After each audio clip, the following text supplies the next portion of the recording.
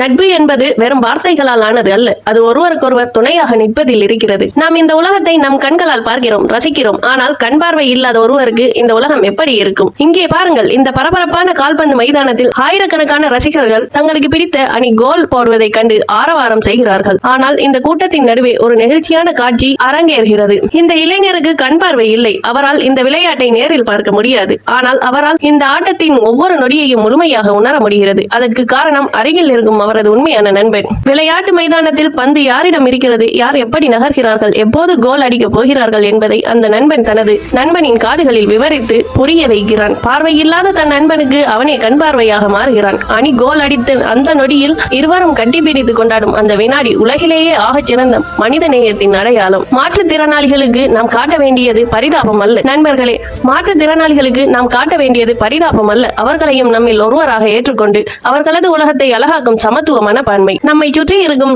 இப்படிப்பட்ட மனிதர்களுக்கு நம்மால் இயன்ற உதவிகளை செய்வோம், அன்பை பகிர்வோம், மனித நேயத்தை வளர்ப்போம். இந்த அழகான நட்பின் கதை உங்களுக்கு பிடித்திருந்தால் உங்கள் நண்பர்களுடன் பகிர்ந்து கொள்ளுங்கள். நன்றி.